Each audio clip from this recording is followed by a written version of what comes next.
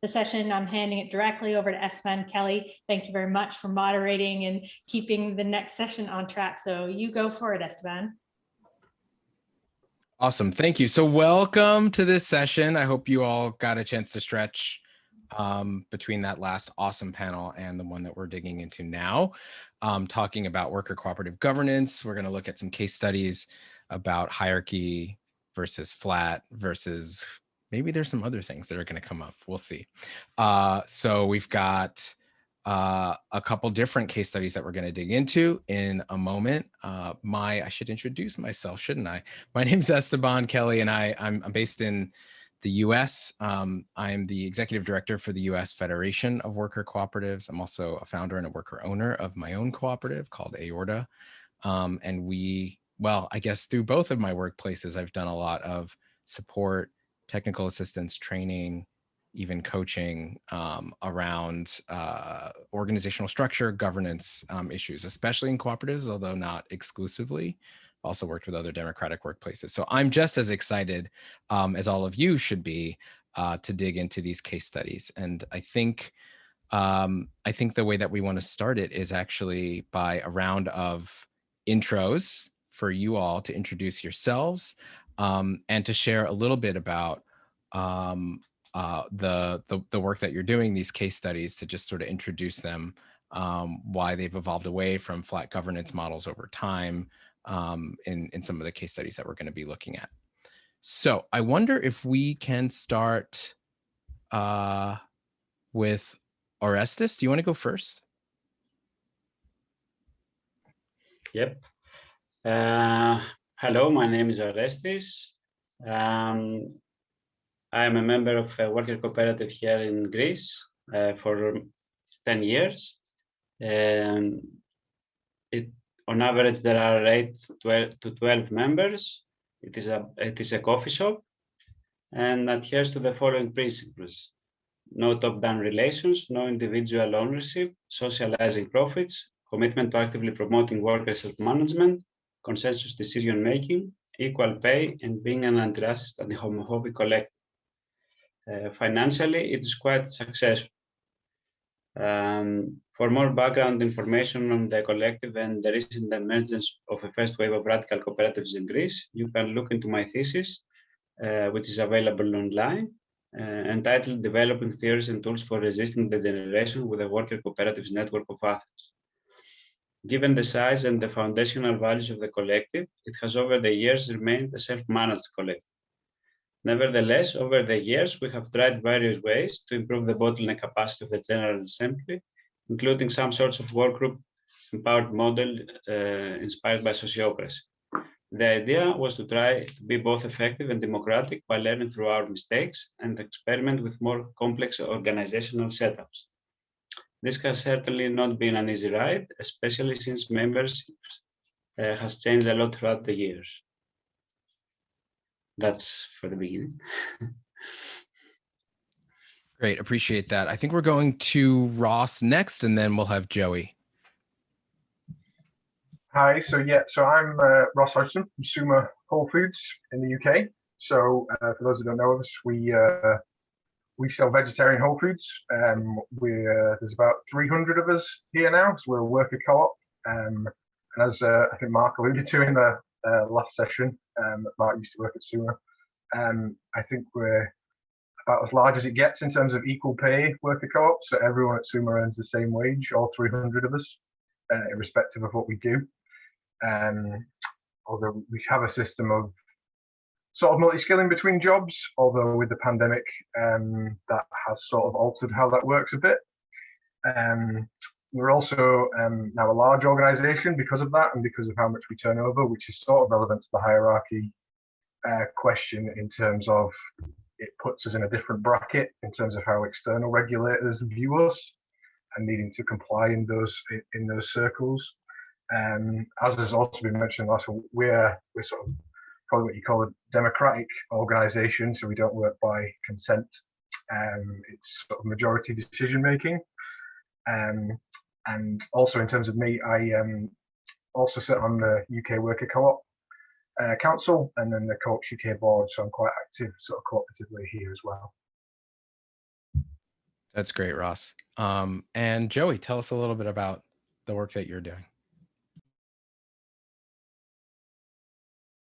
You will need to, there you go. I almost spoke and then I knew. I'm from Justice Coffee Roasters Co-op. We're in Nova Scotia, Canada. We began in 1995. We're a coffee roaster, as well as we have a couple of retail coffee shops. We've been back and forth. I made chocolate for a while. I've been all through roasted coffee. Currently, I have the general manager role at Just Us. But we've been back and forth on the spectrum once or twice, the spectrum of being a very strongly hierarchical kind of structure to completely flat. Probably in the last 15 years, we've had between 15 and 25 members out of like a business that's 50 or 75, between 50 and 75 workers. We shrunk a little bit a couple of years ago. We closed a couple of our coffee shops that typically have a fair number of workers in them, but so we're at 50 right now. So 20 members out of 50 employees, 30 of whom are actually full-time workers. And so I said we've been kind of back and forth a few times on in terms of the spectrum of being really strongly hierarchical versus completely flat. And it would have been back probably 2013, 14 was the last time we were a completely flat organization. And we evolved from that flat structure. Basically we went from like a CEO, very corporate style structure to flat, and then to where we currently are over the course of about 6 years. We kind of moved away from the flat structure specifically, partly because we were becoming quite paralyzed in our decision making. Business was suffering. I think the stress level of those elected to the management group was pretty high and overwhelmed them with managing work and not getting their daily job done, and we weren't prepared for that. Education and skills of elected management group were assumed but not proven, so it turned out that those skills were missing in some cases when we did that.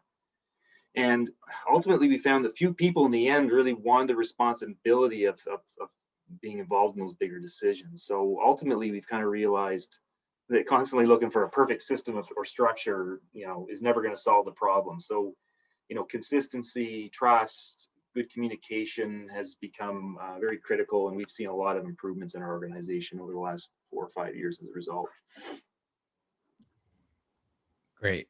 And you guys are doing such a good job keeping us on time. So I think we get about 7 minutes each for you to dig into this last question, which is actually, I'm going to combine these questions. So the first part of it is just about how you maintain participatory governance, given the complexity and the scale and some of what you just started sharing in your case studies. And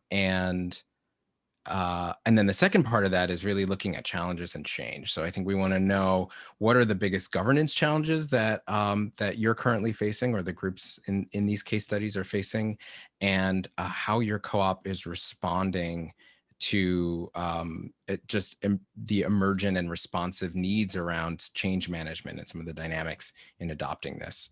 And I think for this one, maybe we'll have Ross go first, and then Orestis, and then Joey. Sure. So I'll take you a bit sort of few steps back in Suma. Try not to nudge me if I'm going on too long, but I'll try and get through it. So I think in terms of our governance model, I think one thing that was interesting when I looked at that was I couldn't work out if we did have a flat structure or not when I looked at this, and I've worked here for 15 years. And so I think certainly we sort of moved away from that. It's interesting what Joey says about the skills and that gradual move in terms of training. But if you look back at Suma, we sort of agreed to have a management committee that we elected from our workers, so everything's from our workers, back in 1994. And from 1994 to about 2018, we just carried on with that structure, sort of blindly, with all its faults. And then eventually we decided to have a look at that and say, well, actually, is this really working for us? And so what we moved to was a board and member council structure. So some ways some places would call that a scrutiny board, or a two-tier board system, although some people might have said we've already got that. But so we moved to a member council, and what we tried to split out was the board was a more sort of strategy, the sort of traditional board role, really. In a sense, no different to how another organisation would work. But we split out the member engagement and participation to a separate elected group to try and split those responsibilities, because it was becoming too much for that one group, the board, to manage everything that members wanted, but also try and run the business, have business plans, all that sort of stuff. I remember once upon a time when I was on the management committee, I think we were having some sort of strategy day or something, and a member turned up with like his burnt lasagna from the night before and like slammed it on the table. You're trying to do this one thing whilst the members are going, hang about, no one's cooked the people on the late shift for tea, and you're like, I can't balance all these different bits. And so gradually we split that out in more recent times, sort of more specialist roles, and sort of moved to split sort of Suma into different zones. And I think what comes with that is a move from that specialism, and is a move perhaps from that flat, everyone's involved in every decision, to you're giving away some of the power to make decisions to different groups. And then with that, we gave that power a bit away, but we put in more participation. So I think something that's also really interesting, probably we can get into a bit in that discussion, is we've probably got more participation than ever, in that we have more forums, more ways to feed in, more processes, but you will still get groups that aren't happy. So they say, this isn't democracy, this isn't the co-op, because they don't have that final say on everything. And it's a really interesting balance of, well, you get more participation now and more say, but you have to give away a bit of that decision making. And certainly we've seen bits of that, but you try and put in other stuff behind it. And yeah, so a lot of that is sort of drifting into the other question as well, is the growth angle. I think the growth angle, it's quite generic, I suppose, but it's a big factor in those changes needing to be made, not least, as I mentioned initially, the sort of external sort of UK landscape, which isn't entirely co-op friendly, and co-ops aren't a big part of that landscape, particularly worker co-ops. And so when we get into boring stuff like health and safety laws and that sort of thing, it's like, well, no, you need to have a sort of very hierarchical structure with that, and that is what is expected of you. And if you don't have that, then that can cause you problems. And so you've got to try and enable that within the participative structure to also allow for feeding into that sort of thing, which is a balance, and we've always had to do that. And it's interesting with the sociocracy talk before, a lot of that is by consent, if you like, of trying to get people to understand. So you get that participation through the understanding, through the training, to bring them on board with that. I think another big thing is sort of that membership role. I think if you look in the case study, it talks about us being sort of people-centered. Trying to put that responsibility on members, that self-responsibility, it's a big part of that member job description. We look to sort of personnel being more involved, ensuring we do what members want, respond to that, transparency, all that sort of stuff, that we try and involve people in. In terms of maintaining that structure, we look to split coordination roles. I think it's interesting, like what Joey was just saying, in terms of that sort of burnout, if you like, and try and split up those roles to create a bit more specialism in them, to help with that. And another sort of sociocratic thing, even though we're not sociocratic, is probably one of them will correct me on this saying, it's the sort of try and make small changes. I think we call it good enough to try, safe enough for now, or the other way around, one of those. And we try and do that, and try and do little changes, work with people, try and work with them, take on board what they're saying, try that thing, see if it works. If not, change it again. And so, yeah, I think in terms of how we maintain it, it's just an ongoing process. Like's been said, I don't think there's a perfect solution to it. I think it takes a lot of effort and a lot of work to maintain those structures, particularly when you've got so many people. And I think sort of trying to wrap up on us a bit, I think, yeah, the biggest challenge is, I think the growth obviously is a big factor. I think things like this are useful, looking externally. So I think for us in the UK, sort of every step we take is a sort of step into the unknown of how you structure yourself. And I think trying to learn from what has happened in other places and what they do is a really useful tool. I mean, other than that, obviously, the pandemic, like I've mentioned, has changed the notion of multi-skilling and on-site working, and there's issues of fairness and how you participate across those structures and how you involve people. A lot of our workforce are either warehouse workers or drivers, and then how you can multi-skill when you've got to keep those people split and how you can involve them. Yeah, they're a big factor for us. And I think other than that, yeah, interested to see what other people see. And yeah, lots to bring up.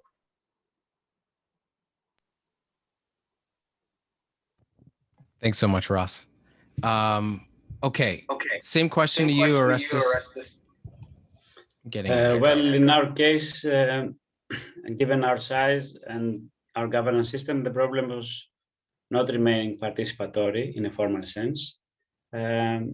Instead, one area that we have struggled a lot is how to evolve as a group as membership changed. This was exacerbated by our positioning in an industry where people often don't want to stay at this business for a lot of years. So our membership changed quite a lot. And we also struggled. We intended to avoid informal hierarchies as well between newcomers and old members. So also there was an extra challenge for us because we are not just a worker cooperative. We have been a political collective. This means that we have some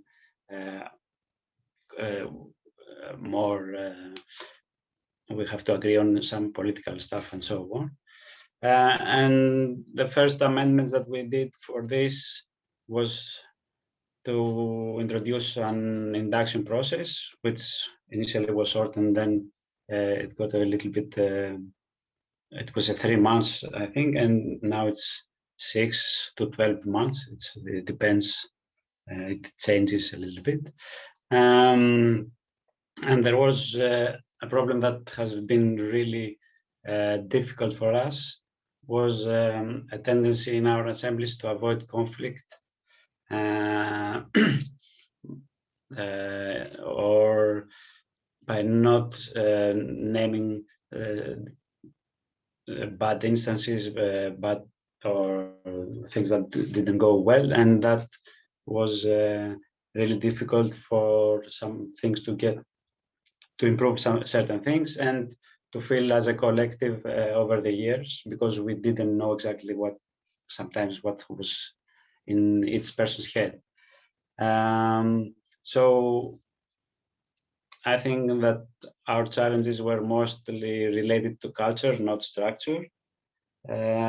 But for sure, there might be some processes that we could have been better than that we have managed to.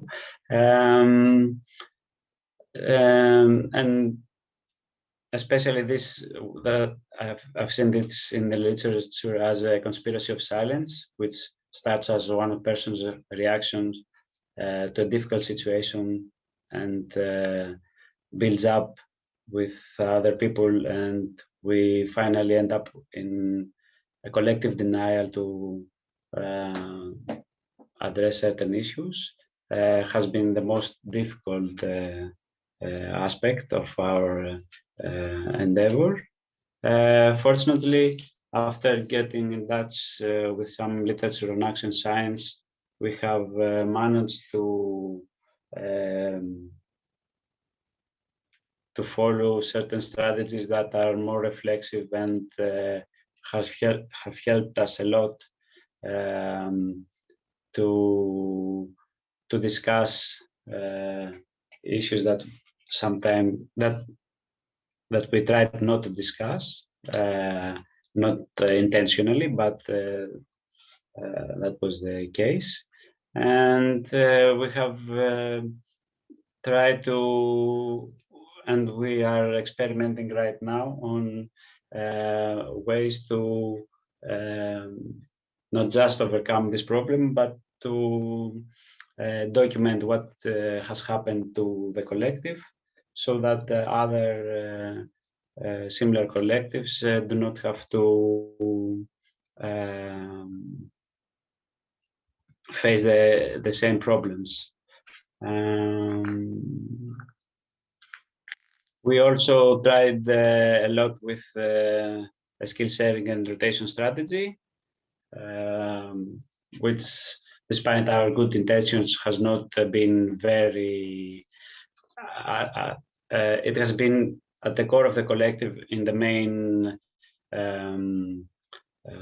job responsibilities of the members, but there are some areas that we have not managed to rotate jobs, because primarily there were not that attractive for the members or easy.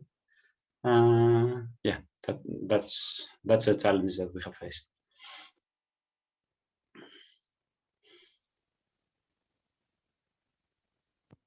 Great, thanks. I think we're going to go to Joey next. Okay, great, thanks. So for us, I think we've discovered that, the governance structure is important, but, the processes are far more so. And as was mentioned earlier, like also the culture of, the collective culture of the folks in the workplace. But in terms of structure, we've maintained participation, even with hierarchy, with what we call an oversight council, which is elected by the members and is oversight over the board. It's an opportunity for members also to learn more about being on the board. So it's a bit of a educational, experiential opportunity for folks we almost use it as a bit of a training ground as well for folks coming onto the board maybe in the future if they want. Certainly some people decide not to, they decide it's not something they want to do, but ultimately it is to make sure that the board is functioning well and within the policies defined by the membership. We've got what we call a worker benefits committee. We had something called the Workers' Council at one point, and that was something we had right after we were quite flat, and it was a means of kind of scaling down the decision making, but still trying to build trust, because we knew that would be a challenging process to go from flat to some more hierarchy. And so the Workers' Council was meant to be a place where, where members' concerns could be formalized, maybe some consensus around it amongst some members could be crystallized so that it could be brought to the board in more than just, inconsistent or unclear thoughts coming from individual members. But that's evolved now. We call it kind of turned into what we are now calling the Worker Benefits Committee, which it includes a board member, it includes members of our General Assembly, but also at least one non-member of our co-op. And it reports to the board. The chair of the committee is a board member, but the goal is to look at different worker benefits and workplace environment and culture kind of concepts. And so, which is one of those things that workers in our co-op have always been particularly interested in. That's one of the key pieces that they're keen on being involved in. So it gave a space for that. We've also got a policy and procedures committee that, it's a board committee that offers opportunities for both members and non-members, so members of the General Assembly and non-members to participate. So these things are structured and they encourage participation, but I think more important for us, it's been things like training and education. Also, our innovation program that we recently pulled into place was 3 or 4 years ago. 3 years ago we started with this now, but it's a real cross-department collaborative innovation program where, you know, projects really can be dreamed up by anyone if it has to do with our strategic plan. There are leads of the project teams, but it's an opportunity to draw on folks from various parts of the business to create a project team to work on a specific project. And it's created an infrastructure and accountability system for those projects getting done. This was another issue we always had, like, you know, people wanted to be involved, but then accountability wasn't there and the communication skills weren't there necessarily, or at least the structures for communication. So, and although it's not necessarily governance focused, although some of the projects are, you know, governance or other types of projects, not just operational, the majority of them are operational, but still that participating at that level is really plenty for most of our workers. They love being engaged at the operational level and having some decision making and participatory opportunities at that level. So the innovation program has been huge for us. What else? Oh, and another thing we're kind of getting into it now is just I don't know how else to term it other than regular community connection opportunities. So, and I'll explain that.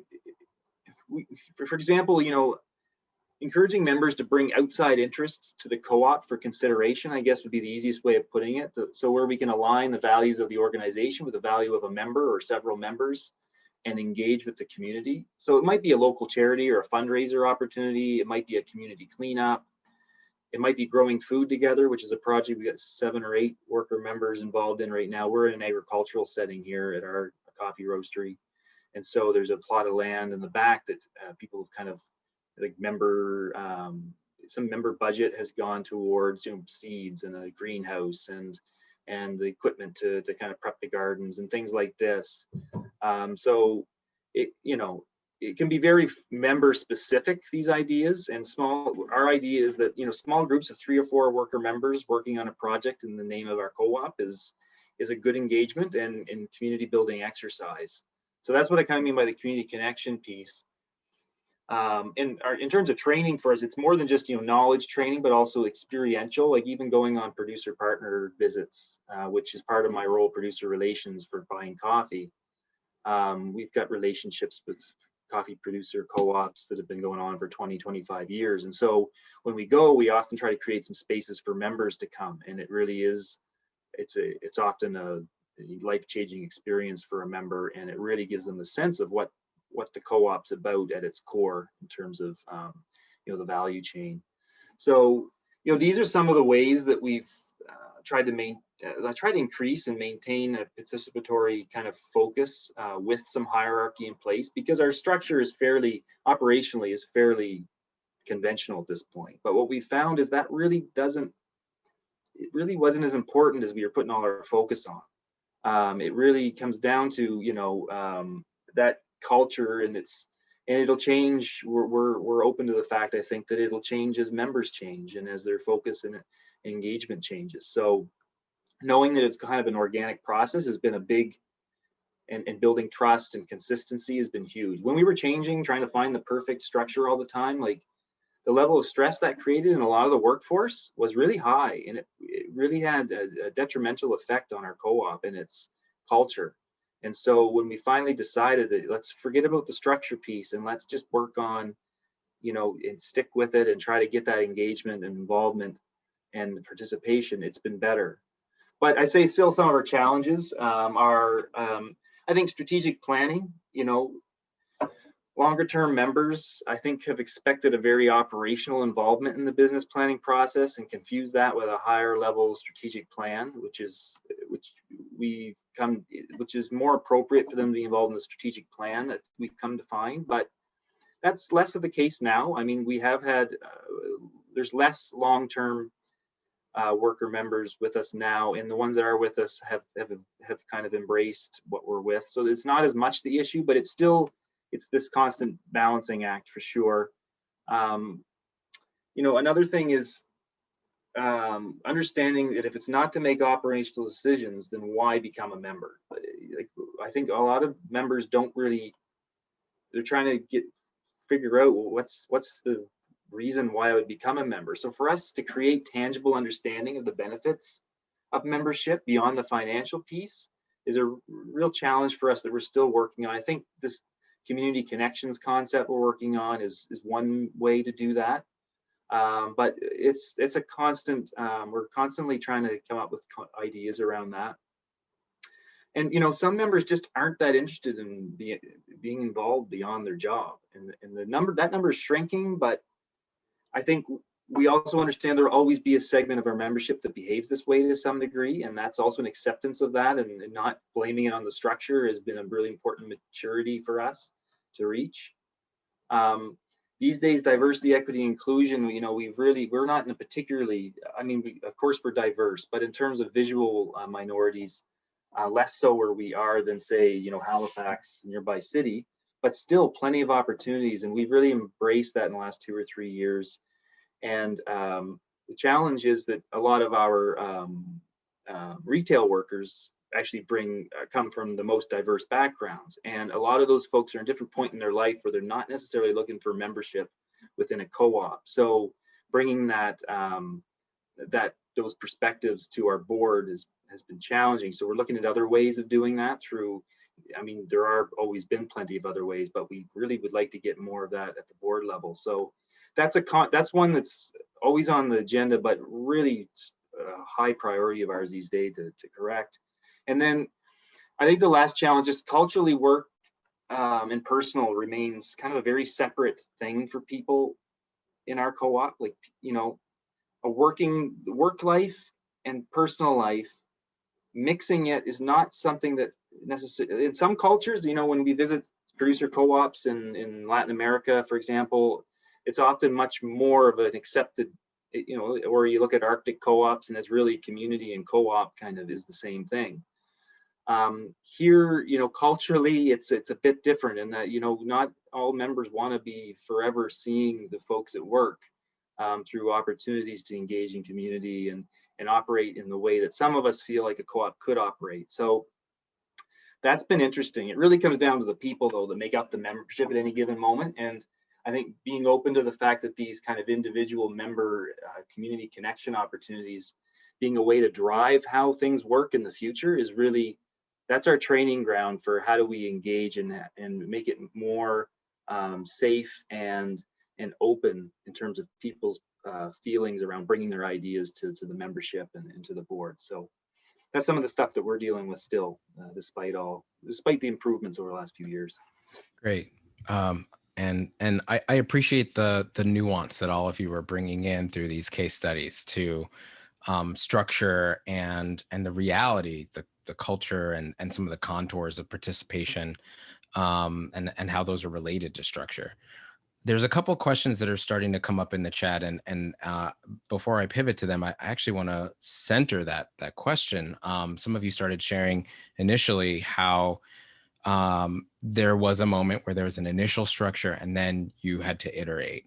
And I'm really curious about the tension from that moment of what was that process like for some of the co-op members or the worker owners to identify that something wasn't working, and then to try to navigate change, to either help other people recognize that there was a problem or that something needed some tweaking or iteration in your structure or in your process or your culture, and then to either build alignment or to come to terms. I guess I'm curious, in addition to what you've already said about the fact that change happened and what the change was, the actual process of navigating it and getting to that place, which seems like that's an understandable point of friction that might come up in some of these different cooperatives. So any of you who want to speak to that, whoever's ready to jump in first with that, and then I'm going to jump to some of these questions in the chat. I can say something too if you want. I think it's sort of quite interesting because our sort of big change was in the past few years, and I think we sort of made a decision 3 years ago to change. But if you speak to people now, they still talk about, oh well, we're just making that change, and you're like, well, we sort of made it 3 years ago, so we're, you know, it's quite an old thing now. And so I think up to that point, it was very much sort of people that were involved in roles and seeing it and seeing that we were struggling to make decisions, burning people out, struggling to make those, and then gradually you involve more people and engage them, and then more people see it, and then more people understand it, and then you can get into the, all right, well, here's some options for what do we do, and you involve them. Big process involved everybody in deciding it and making those decisions to get to that point. Yeah, and I'd say for us, I think when we were really flat, by the time we got to the point where we needed to make a change, there was a lot of burned out people. There was a lot of really stressed out people. And it was a little bit odd, in that when we got to that point, it was the folks that were a little bit more comfortable with this making decisions and with leadership roles that seemed to take up what everybody else just felt like, I'm done. Like, we're changing something, we're kind of out. And then there was this few people that you didn't like that was going on, but still didn't necessarily want to be involved in helping to make the decisions go forward. But it really was a moment of relief, I think, for a lot of folks, but that it was also a moment of tension in that, well, what was this group going to come up with? And we really, that's where the structure came in, where I talked about the worker council and some particular structural pieces we put in place to try to make sure members still maintain a level of, the oversight council could, for example, sit in on board meetings and report back to the members, and, the worker council could, develop concepts and kind of help shape what members wanted the board to be looking at. So there was this kind of intermediate process that we try to really bring forward to people right away. But yeah, there was a lot of mixed feelings around that. It was kind of a tumultuous time, but once things started to show consistency and people started to build a sense of trust in the folks that were involved in it, that certainly did lead to some positive outcomes for sure. It took time though, quite a bit of time. So I actually, do you want to weigh in on this question, Orestis? No problem. I can do whatever you want. Yeah, sure. And then I'm going to pull some of the ones from the chat. I don't think that is very important, so we can skip this. Oh, okay.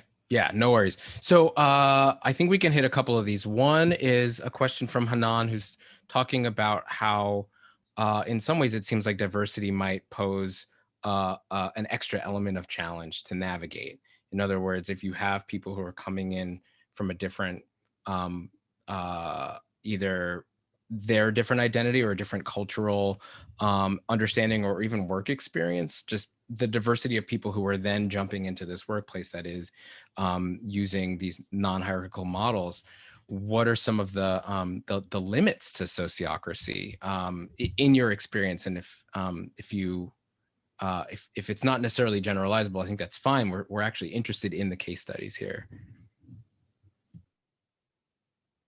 And I think part of that question was, how homogenous are the groups versus how diverse are they? And then what's your interpretation of how you've navigated in spite of that, or what some of the strategies have been to adapt toward those circumstances? May I start? Well, we started exactly with the objective to be quite homogeneous, and we've tried very hard to achieve this. And while we did this, we didn't think that we were something special, that we were the only ones that are correct, and that this is the way that everyone should act. Instead, we just wanted to be clear of what we've done, and we wanted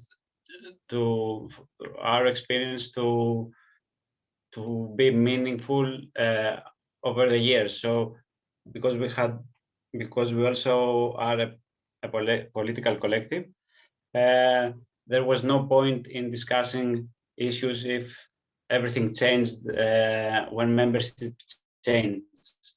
So this was a way we tried to to make ourselves to make the collective have an identity over the years. Nevertheless, we cooperated with other cooperators with different either political attitudes or identities and so on. So we found it as an ecosystem that it is important to have a lot of opportunities, to have a lot of ideas, so that people can understand the differences and choose more thoughtfully about the issues that are there. And there have also been movements of people from one collective to another, either for a short period of time because of pregnancy or some problem, a health problem that some collective was short of some members, and then people from the network came to help. So yeah, this is our approach. Of course, if we see that from the perspective of promoting cooperativism more broadly and to a broader audience, it has proven that we've not been that successful. Not that we have not been quite influential. I think it's a quite new thing in Greece. And the past of the cooperative movement has not been that influential. And I think it was something that was not people associated with something that is not working simply. Sure. So I think it's just a new start. Yeah, I want to jump in just with Sonia's question from the chat. Can you talk about member versus non-member worker dynamics? And I think Sonia's also curious about whether non-members have a voice, and if so, how. I think it's totally fine to weigh in if Ross and Joe, if you wanted to talk about the last question as well, but I wanted to at least sneak that in there since we're coming up on time. Sure, I could say something on the member non-member, because it is an interesting dynamic. I think, like when I said about our structure, we've changed to have a member council, and the member councils they represent the members. They don't represent the non-members. And that is a very clear thing and a clear decision that we made in terms of that. And that isn't to say that non-members don't have a say. You know, they can still feed into the same participation processes. They can still go to all the same meetings. But that member council is there to make sure that members' wishes are represented and that members are having a say in that. Membership is different to non-membership. A bit like others have said about there being a difference between those things, and trying to sell that difference of that is part of being a member, is taking that extra step, and with that means the business can represent you more. I think that's definitely a factor, and it's sort of interesting with the talk of sort of union co-ops before, of that dynamic in worker co-ops of different elements in your governance structure, and I think that's why I think it was alluded to about whether how worker co-ops deal with that in terms of, well, the members are the most important thing in the worker co-op, and other elements aren't as such. So I think there's always been a tension, as long as I've been at Suma, 15 years, between non-members and members, and having more people as members. And I think ideally everybody would be members, but I think also that's probably unrealistic. Yeah.